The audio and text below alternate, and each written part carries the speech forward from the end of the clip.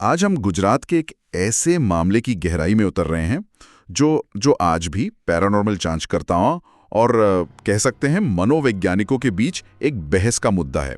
ये कहानी है रेणुका शर्मा और उनके परिवार की, जिन्हें एक ऐसी शक्ति का सामना करना पड़ा जिसने उनके घर और उनकी जिंदगी दोनों पर कब्जा कर लिया था। और देखिए, ये सिर्फ कोई सुनी सुनाई डरावनी कहानी नहीं है। हमारे पास इस मामले से जुड़े कई स्रोत हैं। एक तो है रेणुका का अपना बहुत ही विस्तृत बयान, जो घटनाओं का एक फर्स्ट हैंड अकाउंट है। दूसरा पैरासाइकोलॉजिस्ट अनिरुद्ध तिवारी की केस रिपोर्ट है, जो एक पेशेवर नजरिए से चीजों को देखती है। और तीसरा, हम उन मनोवैज्ञानिक सिद्धांतों पर भी नजर डालेंगे जो इन घटनाओं की एक बिल्कुल ही अलग तस्वीर पेश करते हैं। बिल्कुल। तो हमारा मकसद सिर्फ इस कहानी को दोहराना नहीं है, बल्कि इन अलग अलग दृष्टिकोणों को समझना है। सवाल ये है कि क्या सूरत का वो घर सच में किसी आत्मा के वश में था, या फिर ये सब एक परेशान इंसान के दिमाग की उपज थी। चलिए इसका पता लगाते हैं। तो मामला शुरू होता है 2010 की गर्मियों में। रेणुका शर्मा, 2 बच्चों की अकेली माँ, सूरत के बाहरी इलाके में एक किराए के घर में शिफ्ट होती हैं। और उनके बयान से पता चलता है कि वो उस समय बहुत मुश्किल दौर से गुजर रही थीं। आर्थिक तंगी थी, एक नाकाम शादी का तनाव। हाँ, और दूसरे बच्चे की आने वाली जिम्मेदारियां भी। और ये बिंदु, ये बहुत अहम है। देखिए, मनोवैज्ञानिक विश्लेषण ये कहता है कि जब कोई बहुत ज्यादा तनाव में होता है तो हमारा दिमाग एक तरह से हाइपर विजिलेंट हो जाता है। हाइपर विजिलेंट मतलब अति सतर्क।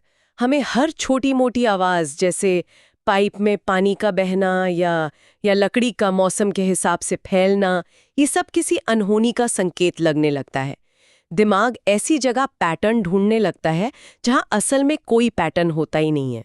और रेणुका के साथ भी शुरुआत में शायद ऐसा ही हुआ। उन्हें लगातार महसूस होता था कि कोई उन्हें देख रहा है, कोई उनकी सांसें तक गिन रहा है। घर की चीजें वो अपनी जगह से हिलने लगी। जैसे कभी कंघी बिस्तर के नीचे मिलती, तो कभी किचन का कोई बर्तन दूसरे कमरे में। दीवारों से ठक ठक की आवाजें भी आती थी। तो शुरुआत में उन्होंने इसे अपना वहम ही माना, नजरअंदाज कर दिया। इसे कंफर्मेशन बायस भी कह सकते हैं।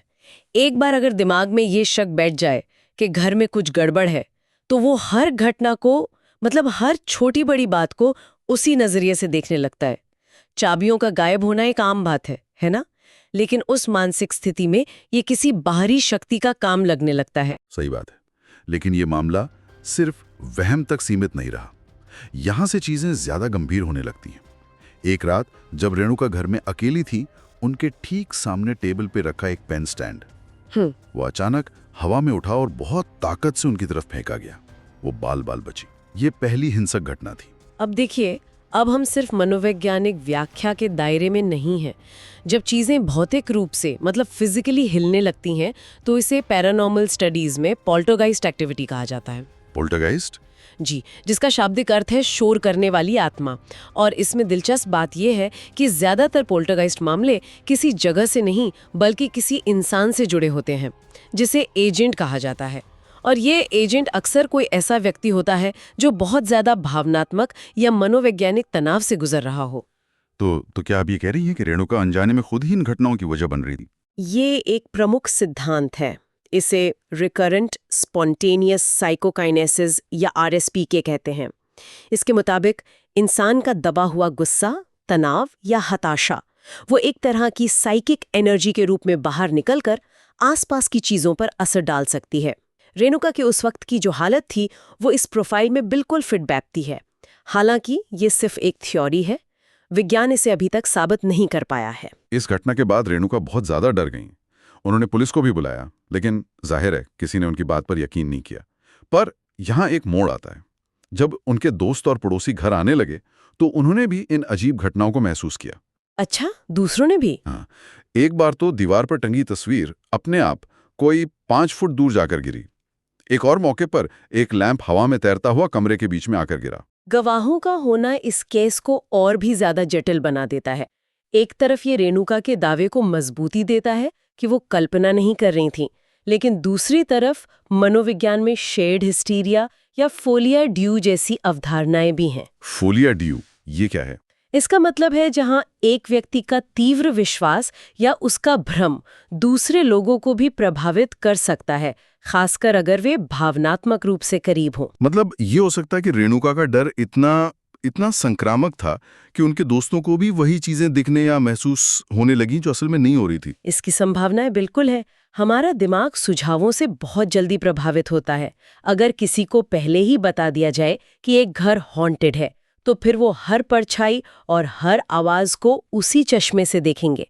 खैर, मामला और भी ज्यादा भयानक हो गया जब रेणुका ने अपने दूसरे बच्चे को जन्म दिया। एक दिन उन्होंने देखा कि किचन की छत से खून जैसा गाढ़ा लाल तरल टपक रहा है। हिम्मत करके जब उन्होंने अटारी में झांका तो उनके होश उड़ गए। अटारी के अंधेरे कोने में हवा में तैरता हुआ एक बूढ़े आदमी का कटा हुआ सिर देखा, जो सीधा उन्हीं की तरफ छपटा। अरे बाप रे! ये इस केस का सबसे परेशान करने वाला हिस्सा है। यहाँ हमारे पास दो एकदम अलग रास्ते हैं। पैरासाइकोलॉजिस्ट अनिरुद्ध तिवारी की रिपोर्ट के अनुसार ये एक पीक मैनिफेस्टेशन था। मतलब उस शक्ति ने अपनी पूरी ताकत से उन्हें डराने की कोशिश की। उनके मुताबिक ये किसी साधारण पोल्टरगाइस्ट से ज्यादा था। ये एक इंटेलिजेंट हॉन्टिंग थी, एक सचेत आत्मा जो सोच समझकर काम कर रही थी। और दूसरा रास्ता क्या है? दूसरा रास्ता है मनोवैज्ञानिक। बच्चे के जन्म के बाद का जो समय होता है, जिसे पोस्टपार्टम पीरियड कहते हैं, वो एक माँ के लिए हार्मोनल और भावनात्मक रूप से बहुत नाजुक होता है। और अत्यधिक तनाव और नींद की कमी के साथ मिलकर ये पोस्टपार्टम साइकोसिस को जन्म दे सकता है, जिसमें ऐसी डरावनी चीजें दिखना या आवाजें सुनाई देना, जिन्हें हम हेलुसिनेशन कहते हैं, वो संभव है। कटा हुआ सिर देखना एक बहुत ही हिंसक छवि है, जो शायद उनके अंदर के गहरे डर और बेबसी को ही दर्शा रही थी। इसके कुछ समय बाद उन्होंने उस साये को पूरी तरह से देखा। एक रात जब वो अपने बच्चों के कमरे में गईं, तो उन्होंने बंक बेड के ऊपरी खाली बिस्तर पर एक दुबले पतले बूढ़े आदमी को बैठे देखा। ओह! उनके मुताबिक उसकी त्वचा राख जैसी थी, उसने लाल बनियान पहन रखी थी और उसकी आंखें नफरत से एकदम लाल थीं। कुछ पल घूरने के बाद वो हवा में गायब हो गया। यहाँ फिर से वही दो थ्योरीज आमने सामने हैं। पैरानॉर्मल दृष्टिकोण से देखें तो ये उस आत्मा का पूरा रूप था। उसकी शक्ल, उसके कपड़े, ये सब इस बात का सबूत है कि वह एक वास्तविक व्यक्ति की आत्मा थी।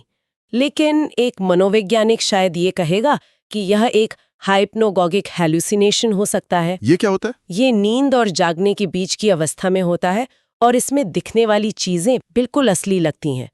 हो सकता है उनके दिमाग ने उनके डर को एक ठोस आकार दे दिया था। अब तक रेणुका पूरी तरह टूट चुकी थी। तब उन्होंने पैरासाइकोलॉजिस्ट अनिरुद्ध तिवारी से संपर्क किया। तिवारी अपनी टीम और उपकरणों के साथ उस घर में पहुंचे। उनकी रिपोर्ट में कई दिलचस्प बातें दर्ज हैं। जैसे कि टीम ने भी अटारी से आती हुई वो बदबू महसूस की। उनके ईएमएफ मीटर, मतलब इलेक्ट्रोमैग्नेटिक फील्ड मीटर, ने कुछ जगहों पर असामान्य रीडिंग दिखाई और उनके ऑडियो रिकॉर्डर में कुछ फुसफुसाहटें भी रिकॉर्ड हुईं। ये ध्यान रखना जरूरी है कि ईएमएफ मीटर किसी भी इलेक्ट्रॉनिक उपकरण के पास हाई रीडिंग दे सकते हैं, जैसे पुरानी वायरिंग। और जहां तक ईवीबी रिकॉर्डिंग्स की बात है, वो अक्सर विवाद का विषय रहती हैं, क्योंकि उनमें सुनाई देने वाली आवाजें ज्यादातर रैंडम नॉइज होती हैं, जिन्हें हमारा दिमाग शब्दों के रूप में सुनता है। इसे ऑडियो पैरेडोलिया कहते हैं। लेकिन तिवारी की टीम के साथ एक बहुत ही खतरनाक घटना हुई।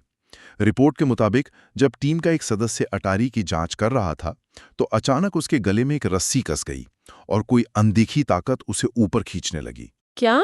हाँ, टीम ने बड़ी मुश्किल से उसे बचाया। इस घटना के बाद तिवारी ने रेणुका को तुरंत फौरन वो घर खाली करने की सलाह दी। ये एक बेहद नाटकीय दावा है। अगर ये सच है, तो ये आरएसपीके या साइकोसिस की थ्योरी से कहीं आगे की बात है। ये तो एक जानलेवा हमला था।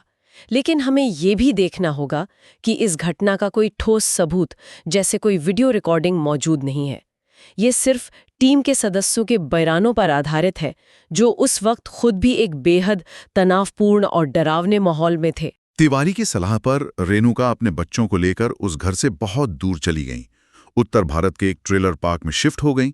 कुछ महीने शांति से बीते। उन्हें लगा कि बुरा सपना खत्म हो गया, लेकिन वो गलत थी।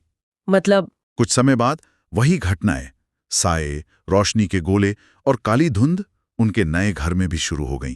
ओ, वहाँ भी। ये इस केस का टर्निंग पॉइंट है। अगर समस्या उस घर में थी, तो उसे वहीं ख़त्म हो जाना चाहिए था, है ना।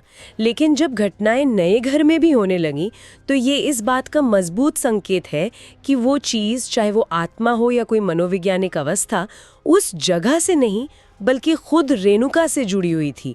इसने हॉन्टेड हाउस की थ्योरी को लगभग खारिज कर दिया। यहाँ तक कि उनके नए पड़ोसियों ने भी शिकायत की कि जब वे टीवी देखते हैं तो स्क्रीन पर अचानक एक बूढ़े आदमी का चेहरा चमकता है। अरे आखिरी कोशिश के तौर पर रेणुका और कुछ दोस्तों ने ओइजा बोर्ड के जरिए उस शक्ति से संपर्क करने की कोशिश की।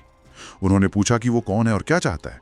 बोर्ड पर सिर्फ 2 शब्द सामने आए, ऊर्जा, मरी हुई ऊर्जा। मरी हुई ऊर्जा। देखिए, ओइजा बोर्ड वैज्ञानिक रूप से आइडियोमोटर इफेक्ट के जरिए काम करता है, जहां उपयोगकर्ता अनजाने में खुद ही पॉइंटर को हिलाते हैं। तो ये संदेश शायद रेणुका के अवचेतन मन से ही आया था। मरी हुई ऊर्जा का मतलब हो सकता है कि वो खुद को अंदर से कितना खाली और टूटा हुआ महसूस कर रही थीं। वहीं पैरानॉर्मल नजरिए से यह एक ऐसी आत्मा का संदेश हो सकता है जो नकारात्मक ऊर्जा पर पलती है, जैसे डर, दुख और तनाव। और यहीं पर शायद इस कहानी का अंत छिपा है। इस संदेश के बाद रेणुका ने अपनी जिंदगी को फिर से पटरी पर लाने का फैसला किया। उन्होंने एक नई नौकरी शुरू की, आर्थिक रूप से स्थिर हुई और खुद को मानसिक रूप से मजबूत बनाया। और जैसे जैसे उनकी अपनी सकारात्मक ऊर्जा बढ़ती गई, वो साया कमजोर होता गया और आखिरकार पूरी तरह से गायब हो गया। और यह अंत, ये तो दोनों ही सिद्धांतों का समर्थन करता है। अगर वो एक नकारात्मक ऊर्जा पर पलने वाली आत्मा थी, तो रेणुका की खुशी और ताकत ने उसे एक तरह से भूखा मार दिया। और अगर ये सब उनके अपने मनोवैज्ञानिक तनाव का नतीजा था, तो जैसे ही उनकी जिंदगी बेहतर हुई और तनाव कम हुआ, ये सभी लक्षण पोल्टरगाइस्ट एक्टिविटी से लेकर हेलुसिनेशन तक अपने आप खत्म हो गए। तो अंत में हम किसी एक नतीजे पर नहीं पहुंच सकते। रेणुका शर्मा का मामला एक आईने की तरह है, जिसमें हर कोई अपनी मान्यता के हिसाब से एक अलग तस्वीर देखता है। एक विश्वासी को इसमें एक आत्मा का कब्जा दिखेगा और एक संशयवादी को गहरे मानसिक आघात का एक केस स्टडी। बिल्कुल। लेकिन एक सवाल फिर भी बचता है, रेणुका के जाने के बाद सूरत का वो पुराना घर आज भी वीरान क्यों है? स्थानीय लोगों का कहना है कि जो भी वहां रहने गया वो टिक नहीं पाया। आज भी रात में वहां से अजीब आवाजें आती हैं। तो ये हमें एक अंतिम विचार के साथ छोड़ जाता है। क्या ऐसा हो सकता है कि दोनों ही बातें सच हों? कि वो घर वाकई में किसी मरी हुई ऊर्जा का केंद्र था और रेणुका की उस समय की कमजोर हालत ने उस ऊर्जा को एक जरिया दे दिया। शायद कुछ दरवाजे तभी खुलते हैं जब हम उन्हें खटखटाने के लिए सबसे ज्यादा कमजोर होते हैं। इस पर सोचिएगा जरूर। आज के लिए बस इतना ही। मिलते हैं अगली कहानी में। Welcome to Andheri Kahaniyan. If you seek the darkness, subscribe and ring the bell for more chilling tales.